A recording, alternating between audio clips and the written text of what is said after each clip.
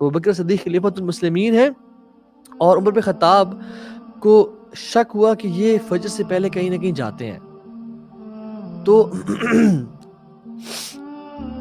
چھپ کے بیٹھ گئے، یہ دیکھا کہاں جا رہے ہیں، لیکن فجر سے پہلے نہیں پتہ چلا کہاں گئے،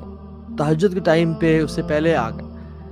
دیکھا ابوبکر صدیق کہاں جا رہے ہیں، تو جب انہوں نے ٹرائی کیا تو رات کے آخری حصے میں ابوبکر صدیق نکل کے ایک حجرے میں جایا کرتے تھے، اور وہاں جاتے کچھ ٹائم گزارتے اور واپس آ جاتے، تو عمر خطاب کو شک ہوا کہ یہ کیا کرتے ہیں،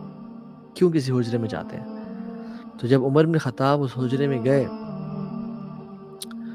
تو دیکھتے ہیں کہ ابوبکر صدیق جو کہ خلیفۃ المسلمین ہے، یہ وہ بندہ ہے جو کہ یعنی پرائم منسٹر تو کیا ہوگا، خلیفۃ المسلمین، ان کی رسپانسبلٹیز، ان کا احسن کردار، ان کے ڈیڈیکیشن لوگوں کی خدمت کی طرف کیسی ہوگی، ان کی اپنی عبادات،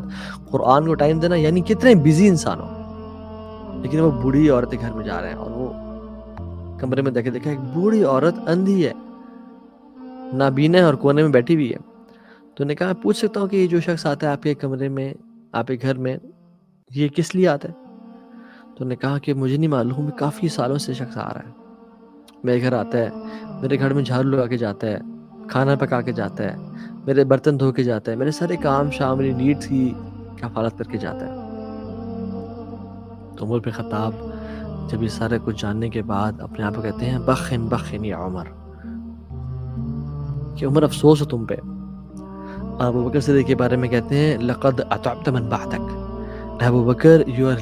living with a very high standard for the people coming next to you. You are living a very high standard. اور آپ بہت ایک بینچ مارک سیٹ کر کے جا رہے ہیں ان لوگوں کے لیے جو آپ کے بعد آئیں گے، کیسے ہم یہ سب کچھ کریں گے۔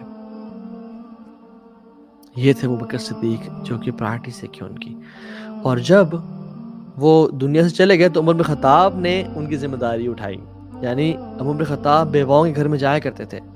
اور ان کی خدمت کیا کرتے تھے، اور خصوصاً بوڑھی جن کے شوہر بھی وفات پا چکے ہیں اور بچے بھی اپنے کاموں میں مصروف ہیں، اور اسی خاتون کے جب گھر گئے تو وہ سارے کام کی اور کھجوریں بھی دی انہیں کھانے کے لیے، تو جب انہیں کھجوریں کھائی تو کہتی ہیں کہ وہ شخص مر گیا ہے جو پہلے میرے گھر آتا تھا، تو عمر بن خطاب نے جواب دیا کہ آپ کو کیسے پتہ چلا؟ وہ عورت کہتی ہے، وہ بوڑھی نابینا عورت کہتی ہے کہ کیونکہ اس دفعہ کھجور میں گٹ کے اندر ہی رہ گئی ہیں، وہ تو مجھے نکال کے دیا کرتا تھا۔ اللہ اکبر، this is how particular he was, کہ لوگوں کی خدمت اور ان کے دل میں خوشی کو ڈالنا، کہ لگتا ہے وہ شخص اب مر چکا ہے جو پہلے مجھے میری خدمت کیا کرتا تھا، وہ کھجوریں اب اس طرح سے نہیں سرو ہوئی مجھے جس طرح سے وہ مجھے کرتا تھا۔ تو عمر بن خطاب نے اکثر موقعوں پہ کہا کرتا ہے کاش میں ابو بکر صدیق کے چھاتی پہ ایک صرف بال ہوتا، میرے شرف کے لیے یہ کافی ہے کہ میں ابو بکر کے سینے پہ ایک بال ہوتا۔ یہ وہ شخص ہیں، اللہ اکبر۔